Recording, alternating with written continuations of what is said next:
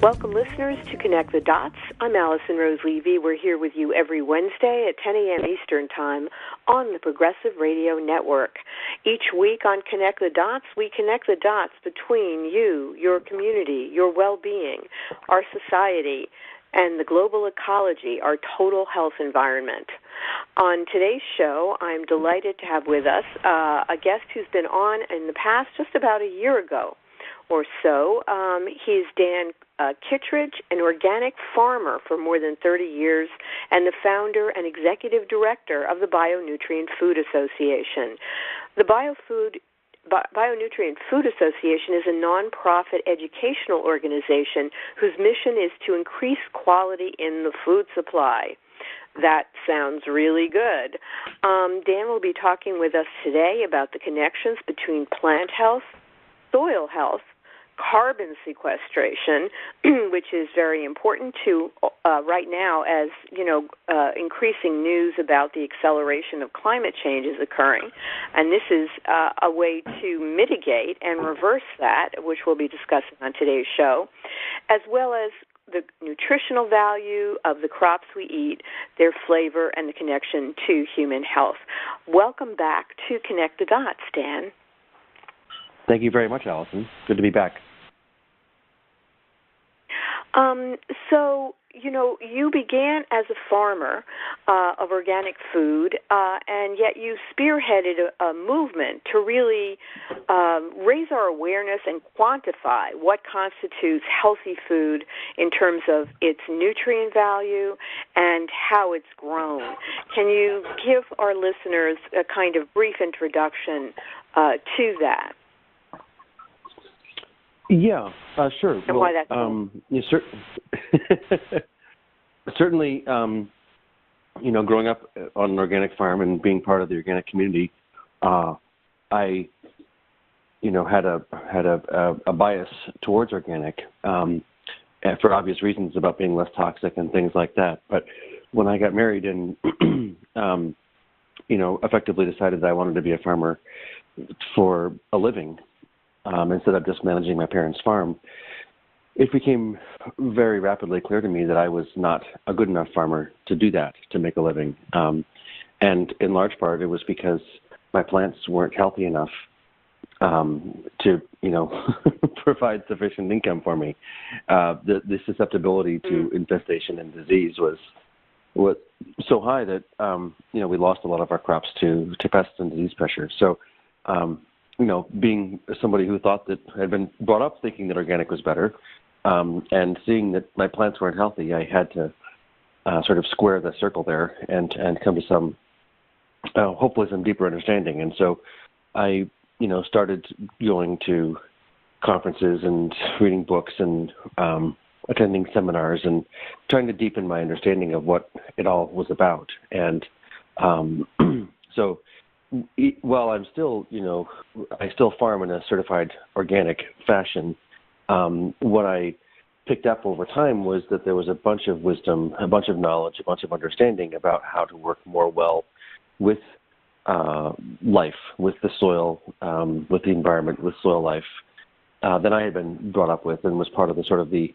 organic orthodoxy. And so, you know, through those practices being applied in my farm, I, you know, it was actually pretty rapid. The transition from a susceptibility to disease and pest pressure being quite high to almost none at all, and increases in plant health, you know, yields, shelf life, etc. Things would last longer in the field, like we would be picking the cucumbers from the same plants for 4 or 5 months instead of a month and a half, and wow. Things wouldn't rot as well. So, you know, I felt like if I was brought up in the organic world and I didn't know some of this stuff, then probably there's other people who didn't either. And so I started giving workshops at conferences and things along those lines. But the piece, as it pertains to human health, I think is really the, you know, what we have identified through, you know, our organization as a potentially key leverage point in, you know, inspiring greater uptake of some of these what we call biological practices, there is, pretty comprehensive data to show that the average nutrient levels in crops have been decreasing since the 1920s, 1930s, since the USDA has been documenting this stuff.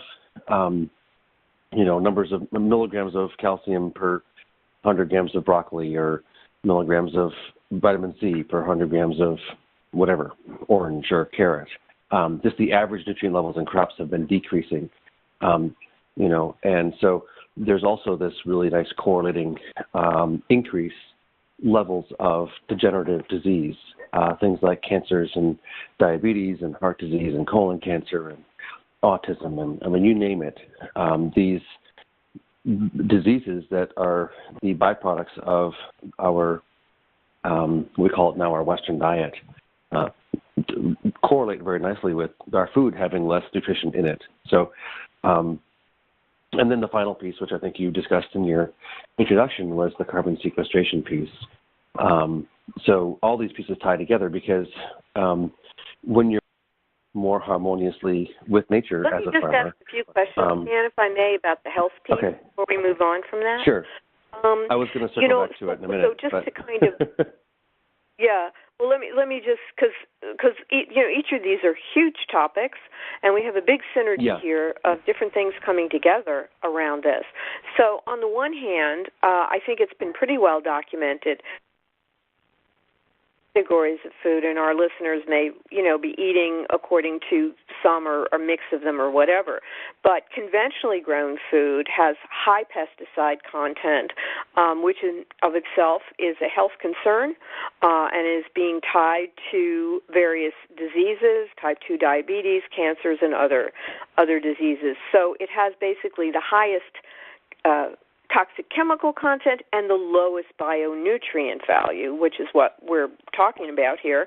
Organic food is better, but what in terms of it doesn't have the pesticides, it has a higher bionutrient value, but what you're talking is almost about, super organic foods, foods that are also healthier. It's possible for a food to be organic and have those more beneficial traits, but not to be a healthy plant, not to be as abundant a plant, not to be as high in the nutrients we need for health as, a plant that's grown with the new techniques and the care that you and your other colleagues and farmers have, been developing and pioneering.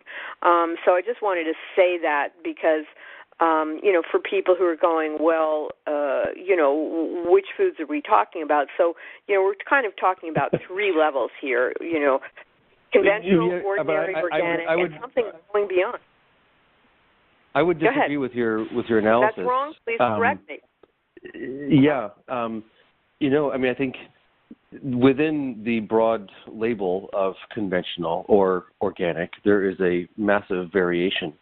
What's been going on in the organic community recently, over the past, couple of years especially, is that production practices, which are entirely antithetical to organic principles, have become widespread. And I would say the majority of crops that are on the shelf that are labeled organic have not been grown in harmony with the principles that we think of as organic. So, let's just take the hydroponic situation with tomatoes and raspberries and blueberries and lettuces and things like that.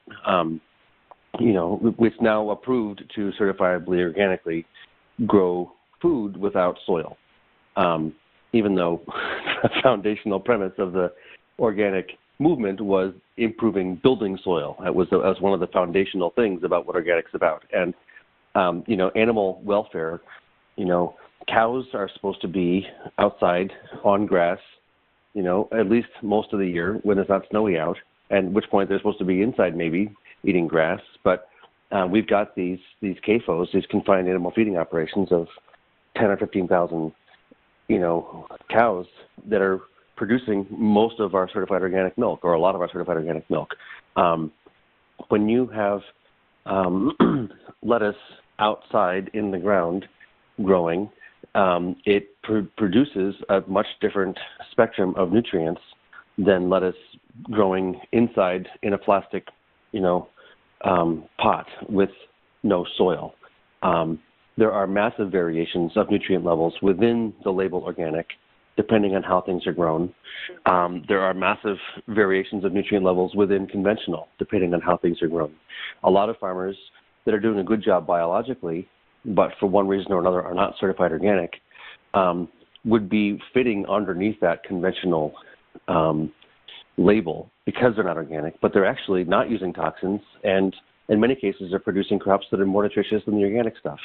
So this is part of the conundrum that we've been working to address organizationally with our research and our spectrometer and things like that, is to differentiate crops based on how they were grown, not by their label, and to be able to give consumers the ability to check at point of purchase how good something is nutritionally, and be able to get past all the marketing and labeling, which is in many cases overwhelming. So I think there's some truth that needs to be told about organic industry and okay, but there's an important conversation here which we can circle back to if we want to. I was getting to it. Let's just say for a second, one of the things that you did. Okay, no, it's okay because we try to do a back and forth flow because it's easier for the listeners. It's not like you don't have to, get it all out one thing. This is this show is known for conversation. But you just said if people could go at the point of sale and be able to test the nutrient value of their food, and then we just mentioned the spectrometer. So you basically have developed a new device that would allow people to actually do that. In short, we've made serious progress. We're not there yet, but we're pretty close.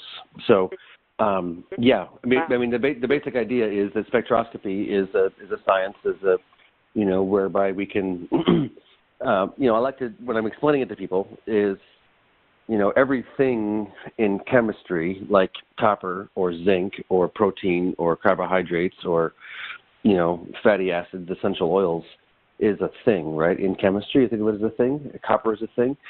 In physics, copper is a vibration.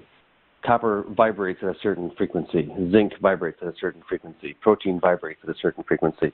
And so the example I use is, Alpha Centauri is a star that's 8 light years away.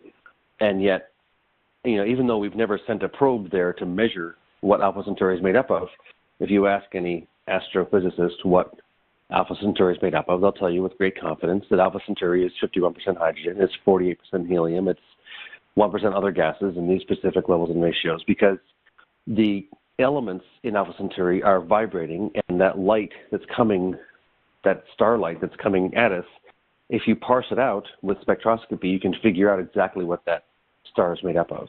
And so that technology is decades old, and now we're at a point with the mass production of, miniaturized hardware where things that used to be on the Mars rover and the International Space Station can now be in your hand. And so we're using that technology of spectroscopy to basically be able to go to the grocery store, go to the farmer's market, flash a light at the carrot, flash a light at whatever, a piece of beef. And when you, in the process of, with the sensor reading the light that bounces back, you can discern relatively how good that carrot is or how good that beef is for you in the continuum of quality. So quality isn't like it is good or it's bad. It's a continuum. Some stuff is at the 5th percentile. Some stuff is at the 50th percentile. Some stuff is at the 80th percentile. And that's what we're proposing to do, is to, with good metadata, hard science, algorithms, and all that kind of stuff, identify the spectrum of variation of nutrient levels within any given crop, and then give consumers the ability to assess that at point of purchase. The idea being that, for all of the good works that we want to do in the world and grand visions we have, money seems to be, still a pretty powerful driver. And so I think it's $8 billion a year spent on food or something like that.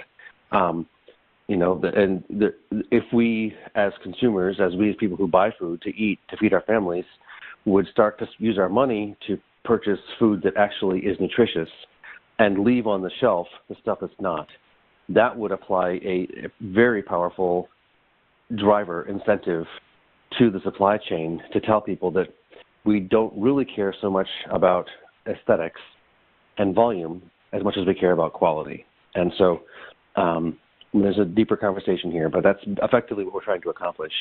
And, as we've built the first generation of the tool, we've built our lab, we've built our app, we've built the database, we've been calibrating samples. We're about to hand out a few hundred of the prototypes of the tool, and it looks like by December of 2019 at our next year's conference, we'll be able to make available to the public this capacity for the first time. So it's coming along nicely. That sounds fantastic. I was present at last year's conference where the technology of this was discussed and introduced, and, it is amazingly mind-blowing what you're about. Anyone could have this in their hands, and then as you point out, we've been taught foods have been bred or grown to look a certain way, but they could, and they may look very beautiful, but they could, in fact, be devoid of the nutrients that really sustain our health, whereas other foods, that are fresh from the soil may have a range of different appearances. It's not that all of them, don't look gorgeous or whatever, but, there's a whole way that really, there's never been a way before to detect what actual nutrients they contain.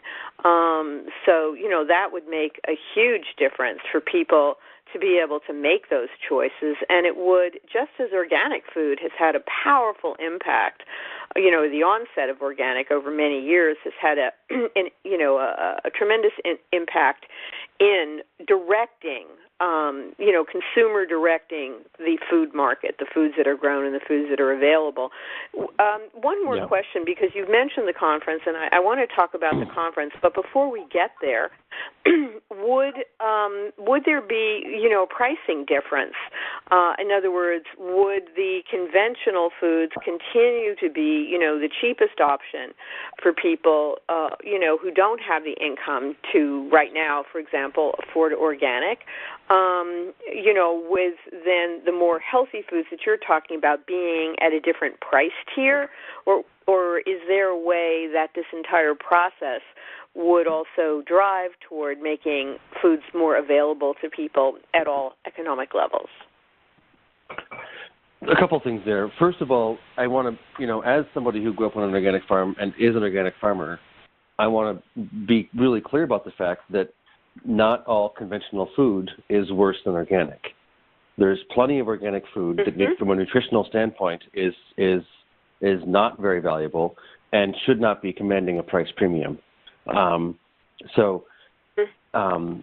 What we're hoping to do is I honestly, I'm not being in the business on that side of the equation. I don't know what how the money, shifts are going to work. I can tell you as a farmer that my cost of production goes down when my plants are healthier. If I don't need insecticides, if I don't need fungicides, if I don't need fertilizers, if my plants are, each one of them, producing more food because they're actually healthier, then my cost of production goes down. So I've told people for a long time, I don't think we need to have a situation where high-quality food is more expensive. In my estimation, grown well, high-quality food costs less to produce. So I don't see any reason why the bodega shouldn't be able to have just as high a quality of food as the Whole Foods. Yeah, I mean, we'll see. We'll see how this whole thing plays out. We're basically talking about a disruptive market, force. And when those things hit, all kinds of things go on, and it's really difficult to predict what the effect is going to be. But on principle, there's no reason why high-quality food should be more expensive because it actually does not cost more to produce. The question is whether the marketers and the middle people are going to get in there and try to maximize their profits. So then we need to counter with Farm Direct, coordinating the supply chain, not through the middle people and the processors, but directly from the farmers to the consumers, in which case I think it can be absolutely less expensive and better. Well, that's really interesting. So this is very disruptive. That would change things on multiple levels, as you're describing, also getting out the middleman. That's really interesting. And, of course, there are, with Fresh Direct and other places, there are these, there are models of, shipping foods to people and warehousing and doing stuff like that. And so there could even be farmer cooperatives of serving those functions, rather than it being in the hands of Amazon or whoever. Mm-hmm. Yeah, well, the actual, if you look at the industry, as it were, even though it's kind of unfortunate to refer to farming as an industry, the farmers receive something less than 10% of the retail dollar. In some cases it's 5%, some cases it's 8%, some cases it's 3%, depending on what kind of raw ingredient it is, whether it's corn or milk or apples or tomatoes. 95+% of the cost that the consumer pays does not go to the farmer. And so there's an amazing opportunity for cost savings for consumers if they can be in closer relationship to the producers of their food. There's logistics there. You can't just, drop off 20,000 pounds of tomatoes and expect there not to be somebody doing the work of packing them and shipping them and everything else. But I don't think it needs to be anywhere near as imbalanced as it is, where effectively the people in the middle are realizing most of the profit. So anyway, yeah, there's lots of opportunity for for transformation in this space. That's exciting. And, yeah, and just the one thing I want to make sure to talk about, which is where I was going before, was the question of soil organic matter, because it's all well and good if we are eating well and we're healthy, but if the climate is in the cataclysm, we're going to be perishing through other causes. Yes. So there's this really, important piece here of this conversation, which is the effect of agriculture on the environment. And I think it's something along the lines of 40% of the CO2 that's been added to the atmosphere since 1750. That's, part of the climate crisis, has come from soil. It has not come from burning coal or burning oil or burning natural gas. It's come from burning organic matter. And you do that by tilling the soil, by putting fertilizer down. You basically take organic matter and it oxidizes and gets turned into carbon dioxide in the atmosphere. So, our single largest factor here in the increase in carbon dioxide in the atmosphere has been agriculture performed poorly. And we actually, if we do perform agriculture well, it could be the single largest factor in sequestering carbon. And this is, I think, a story that is beginning to get out there, but bears repeating for those who haven't heard it yet and need a little bit of a, pick me up. So in nature, plants cover themselves in green leaves because, I like to say on none of the first 6 days did God invent fertilizer. And plants have evolved this ability to feed themselves through a symbiotic relationship with their gut flora. And the same way we've got, microbes in our gut that digest our food for us, without whom we'd be unable to digest food. Plants have evolved with microbes in their gut, in the soil.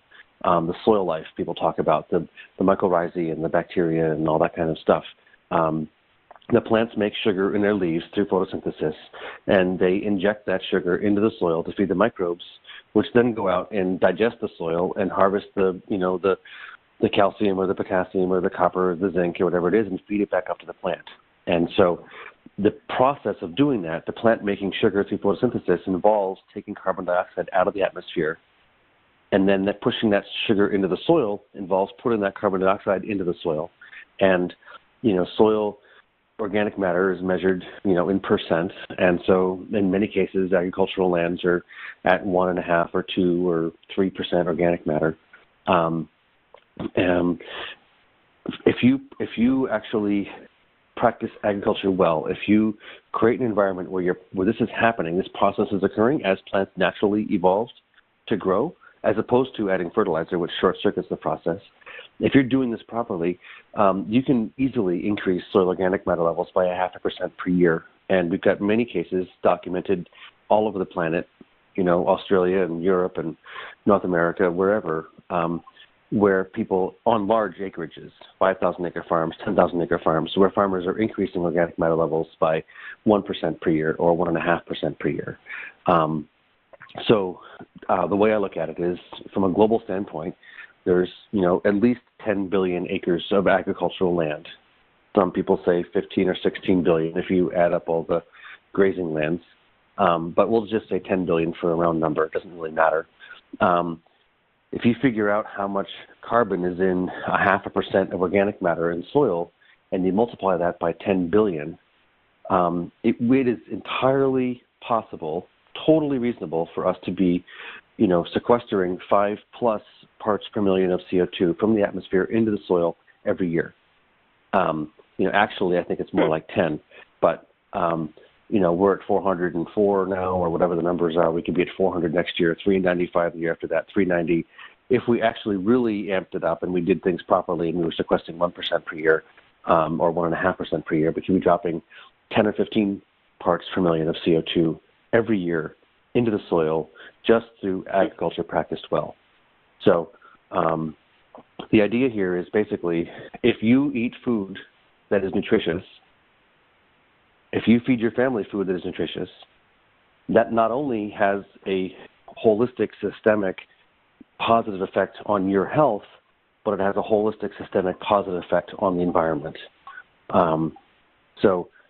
This is basically the agenda of our organization, is to organize around increasing food quality. So, we think, from a, if not cynical, at least sort of somewhat jaded view, that people make decisions based on visceral things like economic self-interest. The greater good is all well and good, but money actually drives a lot of the way the world works. So if we can align economic self-interest with human health, with environmental health, maybe we've got something that can have a positive effect. Well, it's really fascinating because carbon comes from the earth, and all these practices, from the energy resource practices which you referred to the agricultural practices which we're discussing in depth, are all actually releasing this. The reason it's escaping, the reason it's building, the reason we have the climate problem is because of the fact that we are unearthing carbon that is, which is part of organic matter, biological systems, stuff, whether it's fracking, gas underground, or whether it's carbon in soil. Our practices are releasing it freely rather than holding on to it, and so and putting it back where it belongs and using it within the natural cycle.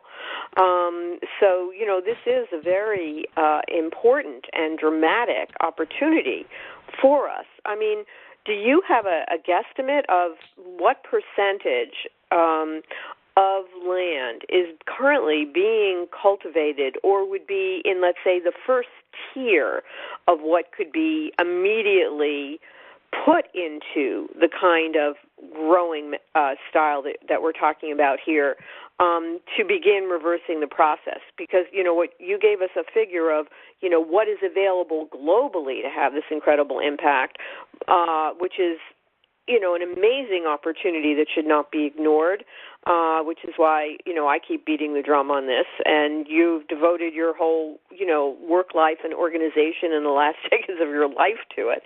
But where are we now? And what would be a reasonable target, let's say? Because, as we're looking at the recent UN report, guesstimating that we have, 12 to 20 years before the level of cataclysm becomes, so incredibly destructive. And we've already seen it this year with the California fires and other catastrophes. What is the target in terms of what could be realizable, say, within the next, 5 to 10 years or any, time frame that you might be aware of or your colleagues have looked at? Yeah. Well, it's an interesting question because, I don't know how many years ago it was that smartphones were sort of an idea. Maybe 10 years ago, 2007, when, people had heard about smartphones, but everybody had flip phones. And, 10 years later, the culture is absolutely transformed by them. And it, 5 years ago, the culture was pretty affected by them. So I was at a conference in Ireland earlier, I guess it was just last week, and talking with somebody who's been, doing this work here in North America for, 30 or 40 years, and, works for a company that is actively working with farmers that are managing more than 1 million acres. And somebody actually asked him, what percentage of land in America is being managed in this manner or along these lines, where the farmers are actually starting to apply some of these principles. He said probably 20% of the farmland in America is being managed by farmers who are already, on the bandwagon and starting to apply some of these principles. So, the issue for a lot of the farmers has been that they have no economic incentive to do this from the who they're selling their grain to. The conventional GMO grain commands basically the same price as high quality biologically managed grain. And a lot of farmers are like, why should I put the extra effort in to be more of a husband of the soil than just a factory worker, basically, when I don't get any economic benefit for it, and my neighbors are all making fun of me and everything else. So we actually do already have a bunch of, the corn and the soy and the oats and the tomatoes and stuff like that in the supply chain that are being produced in a superior fashion. We just don't have the feedback mechanism to economically incentivize the farmers to amp up those practices. The principles for how you can transition land in 6 months or a year dramatically and 2 or 3 years completely are very well developed. It's not that we don't know how to do this. It's just that we don't have a reason to do it. And so, for me, that's why we're working on this project, is because I don't see any other major drivers on the horizon that are going to really push this thing forward besides visceral self-interest, economic, basic, rudimentary self-interest. And so that's why we've developed this tool, and we're developing a database to go along with it so we can actually, with great confidence say empirically this carrot is better than that carrot. And so, if you marry that with an awareness-raising campaign that integrates the permaculturalists and the biodynamic people and the organic people and the locavores and the Western pressers and the slow fooders and the people concerned about food deserts and the people concerned about the environmental impacts of agriculture and the people concerned about global warming and the chefs and the nutritionists, and think about all the different constituencies whose interests are served by this project. And imagine that we are open source, totally collaborative. And every animal? Well, not to mention that, but from it. Just think about the opportunity we have in the activist world, the nonprofit world, the people who are devoting their lives in one way or another to improving the circumstance of those around them. my thought is that if we are able to really put forth a serious plan, a serious structure to engage through, that we can really bring forth a much more coherent social movement. So, yeah, I think in 5 years we could be totally transforming this planet. I mean, realistically, it looks like it'll be about another year until we've got the calibrations and the publicly available consumer calibrated tools. It looks like in 2020 or 2021 we'll have the sensors not in a standalone tool but in your smartphone. So, basically it'll just be another aspect of your smartphone camera is this capacity to flash the light of the carrot and tell how good it is. So then we got a few 100 million people that have access to these tools. If people start to go to the grocery store and say, look, Bunny Love is better than Cal Organic, and Stonyfield is better than Organic Valley, and that gets out on social media, I think it's entirely possible that Bunny Love carrots will start to leave the shelves and Cal Organic will stay there. I think it's entirely possible that those feedback loops will begin to become quite evident in short order, and we're going to get a big focus of agriculture industry on this process. And so our position as an organization is we are really happy to collaborate with anybody in the supply chain who wants to work with us, to support them in understanding these practices and principles, to start to apply these principles so that by the time we actually have a consumer calibrated tool, their crops are looking good. And so, we want to increase quality in the food supply, and we're non-dogmatic about anybody. If you want to work with us on this, we will support you to the best of our ability. We understand the role of companies in today's day and age, and we want to, let's help companies who are trying to do something beneficial succeed. So, I think that we can plausibly, I really do think, 10 to 15 parts per million of CO2 per year can be being sequestered, 5 years from now or something. It's interesting because when you look at all the UN and sort of bigger organizations that are out there that are talking about the climate situation, because they haven't teased out the specific details of carbon sequestration for soil, because every soil is different and every management practice is different, and if it's rainy for a week or if it's sunny for a week, that has different impacts on soil. Because it's such a complicated question, they haven't been able to apply a simple number to it, to soil carbon sequestration, and so they've basically taken it off the table as a possibility. In all the conversations about the climate, in the big organizational, the big UN type meetings, soil is not factored in. All this crisis, all this storm and drang about climate, and oh my God, what's going to happen in 10 or 15 years? They haven't factored in soil. It's this massive X factor that's just sitting on the table and no one's picked up yet. Soil. Yeah. It's the farmer. Because that's really interesting. There's a real parallel to holistic medicine, which is, the founder of this channel and everything. And my original work as a health reporter and everything, it's analogous. There's a system for dealing with something, but it's not customized to the individual.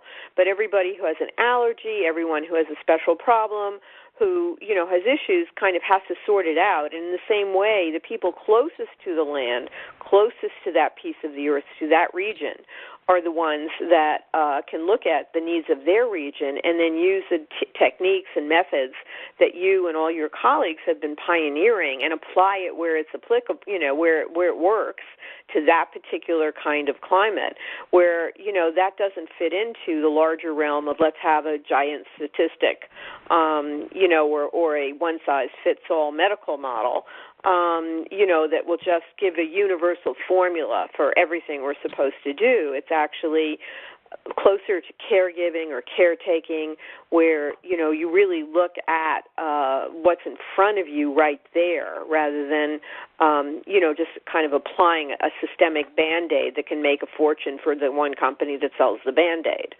Exactly. So I mean, to me, that's sounds like what you're describing. Yeah, really fascinating. And what you need to do in Nevada is entirely different than what you need to do in Massachusetts. Yeah, I mean, different environments, different climates, and different soils have different needs. Your people have come from, right, and you have people in your greater, and that brings us to the conference, because there are people, you have colleagues and alliances, all over the world, with people who've become experts and who've been pioneering solutions for every particular kind of microclimate that exists pretty much on Earth. And that brings us to your upcoming conference, the Soil and Nutrition conference that's coming up in just 2 weeks, actually, slightly under 2 weeks. And that's going to be taking place in Southbridge, Massachusetts. It's a really fascinating conference. It begins with a pre-conference on November 30th, and then goes through, which is a Friday, and then goes through the weekend, Saturday, December 1st, Sunday, December 2nd. And it's fascinating. I mean, you're bringing together experts in all of these methods and practices.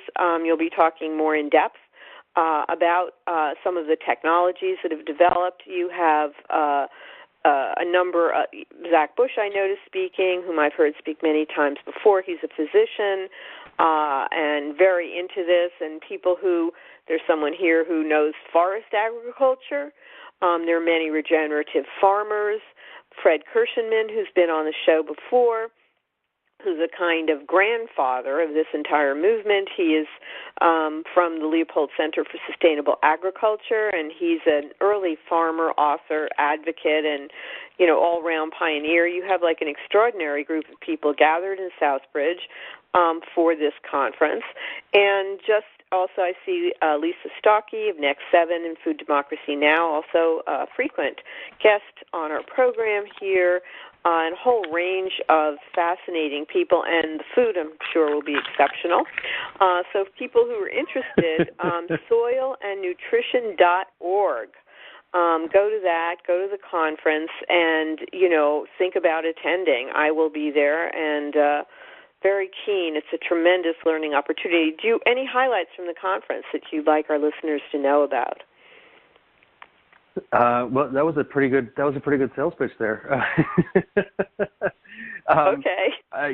We're going to be laying out in detail. I mean, basically, opening up the hood on Friday morning, starting on the 30th of November, and saying, here's the details of what we're doing with this campaign. Here's the science of the spectroscopy. Here's how we're building the app. Here's how we're running the lab. Here's the engineering for the tool. Here's what we've done this past year. Here's what we're doing going forward. I didn't say this before, I think, but our whole process is open source. So the tool we're building, it's not like we're a company and we're trying to make money off of it.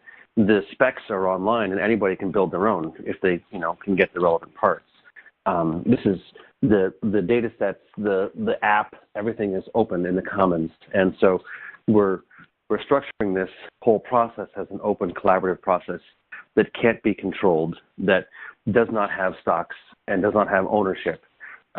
Everything's, is in the commons. So for anybody who wants to go down deep into that whole process and sort of ask probing questions and things, that's where we're starting things off, along with a couple of really some of the best growers in the country, for producers about how to produce high quality food. And then, Saturday and Sunday are, like you said, it's just a wonderful mix of nutritionists, agronomists, researchers, farmers, people, I personally love to engage the more quantum or metaphysical or spiritual world. I think that's all part of this broader conversation. I think if you look at indigenous cultures globally, they considered themselves to be, their bodies to be tools of perception. They, through direct communication with their land and with the environment were, that was part of the process that guided the decisions they made. And so while we spend a lot of time focusing on the hard science, we certainly engage and are open to the subtler dynamics. So, what's great fun for me always is just the caliber of people who are in attendance. It's not that the speakers aren't wonderful, but just to have, hundreds of people all around you that you can talk about quantum mechanics and the microbiome and raising chickens with is just it's just a total high. It's like old home day for a certain caliber of people, where you just are surrounded by this community of people who are really, really wonderful. And yeah, I mean, it's the fact that we've gotten to the stage now in our 8th year where we've got people from, I would say, more than half of the states in the country and more than half of the continents on the planet. We do really have a global community that we're hosting. So it's just for people who are feeling like they want to be part of something, they want to connect to a community that's engaged and working on solutions. If any of those things are concepts that resonate, I think it would be a wonderful place to be. Definitely. So this will be my 2nd year, and I'm really looking forward to it. It's really quite extraordinary, and especially we cover a lot of things, and we'll continue doing so on this show in the political realm. Where we have some forward movement, some backward movement. We're dealing with a lot of resistance. So it's really quite amazing to have solutions coming in on this extra political level. That people can, participate at any level that, fits for you, whether it's being, we all consume food. That's the basic. Everyone can participate. It's like the essential of life, what we're talking about. And although there are laws and regulations that the government can, either help or put in the way of healthy initiatives, groundbreaking initiatives like this one. The fact is we all do have to eat and we all can participate, and so this is kind of potentially really an open avenue as opposed to struggling with, and it's not that we need to do both. I mean, in my understanding, we do because I've got to, put in each world and everything. But I think it's actually a compliment. Because it increases our own health. I mean, this has been my life path with healthy food. It increases our vibrancy, our vitality, our optimism, and our hope in the face of some of these more degenerative factors that are operating on a systemic level in our culture. And, so it's a vital counterpart and solution. Highly, highly recommended, soilandnutrition.org. Let's just take a few more minutes. We have about another 8 minutes or so of the show. We haven't touched on Real Organic, which is a new initiative. I think it fits into everything we've been talking about, but just wondering if you could give our listeners a highlight of that. Yeah, and there's just a couple more things I wanted to say about the conference and things, but we can get back to those if you want. Now that we are running low on time. About the conference first. Yeah.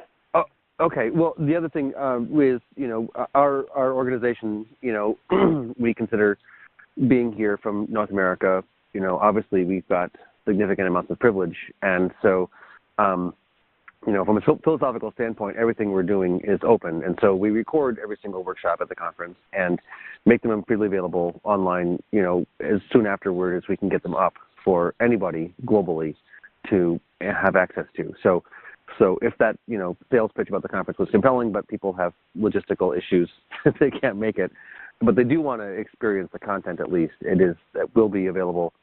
The previous 7 years of the conference are available, and the future this year and going forward, they will be freely available online for people to take part in. And the final thing I wanted to say, which is a nice, aspect to that political thing, I like to always end my presentations on this topic, and that is in the same way that I talked about before with spectroscopy. Everything in chemistry is a vibration in physics. We are vibrating. We have a vibe, each of us, and the food we eat is what builds our bodies, which determines our vibe to a very large degree. If your food doesn't have the chromium in it that your body needs to replicate your DNA properly, we know there's 25 different elements that are required to build one strand of DNA. We know that our bodies are constantly being rebuilt, that you get a new body, plus or minus every 6 months or so. If you don't have the elements necessary for your body to rebuild itself, you get broken copies. And so I use the metaphor, for music. If anybody's ever been to an elementary school band concert, you know what dissonance is.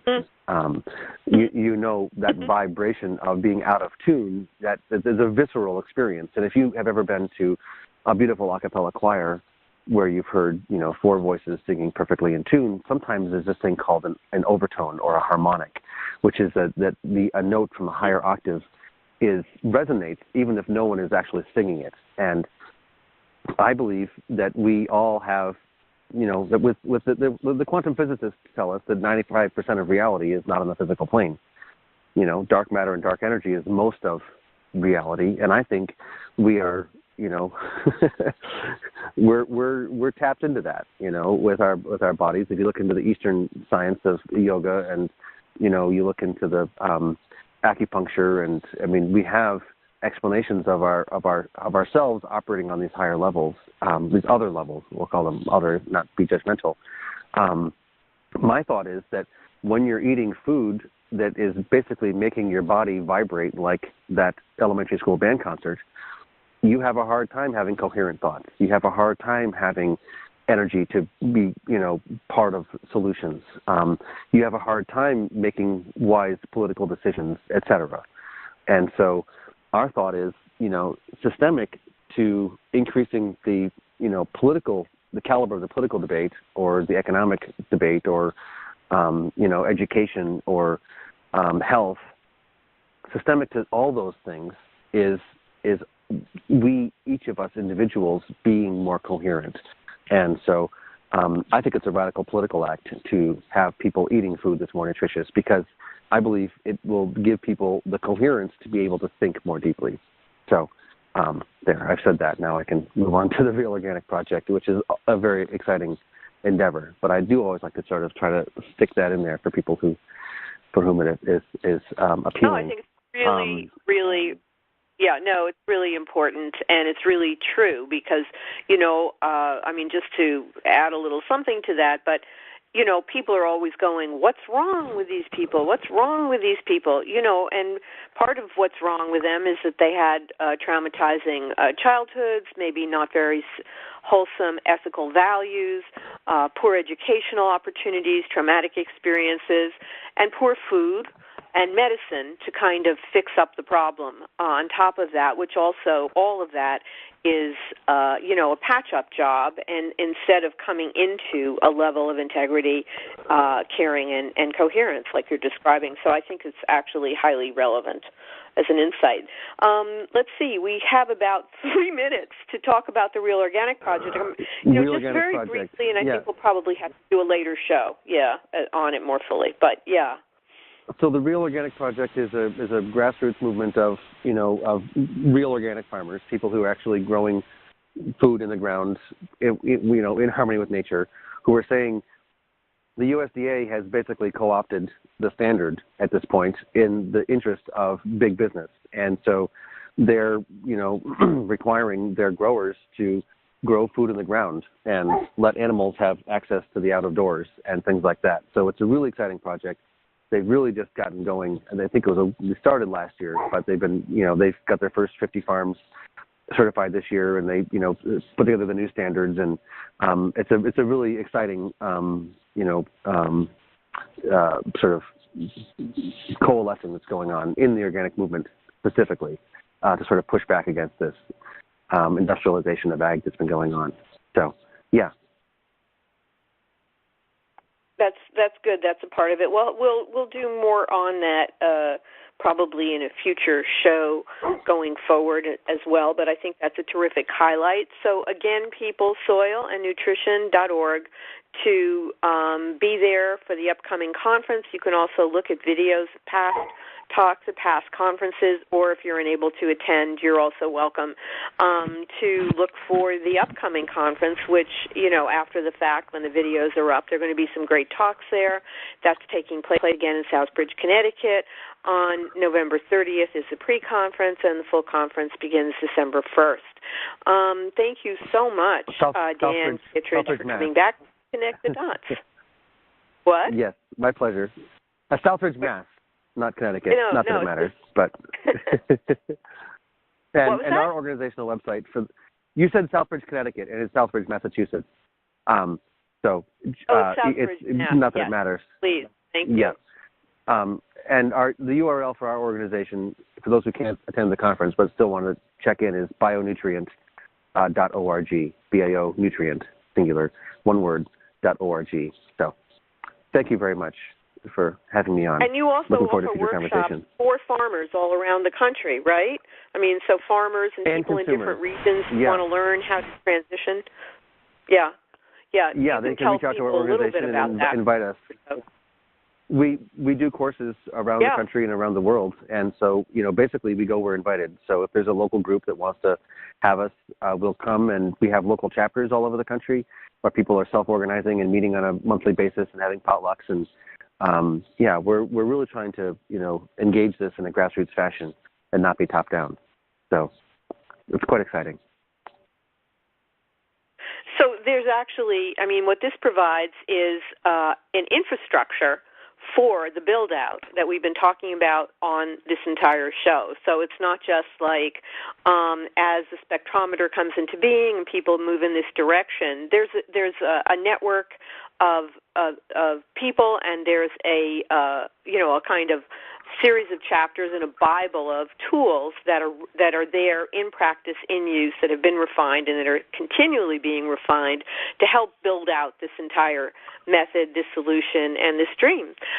Thank you so much again, Dan, for coming back on the show. Look forward to the conference and talking more about regenerative agriculture with you and your allies in the coming year, as it really is super urgent, as we know, because of what's going on with climate. Thank you, and blessings for all you do. Thank you, Alison. Look forward to seeing you in a couple weeks. And thank you, listeners, for being with us this week, again, on Connect the Dots. We'll be back next Wednesday at 10 a.m. Eastern Time on the Progressive Radio Network. Be well, be healthy, happy Thanksgiving week, and keep marching forward. Thank you so much. Well.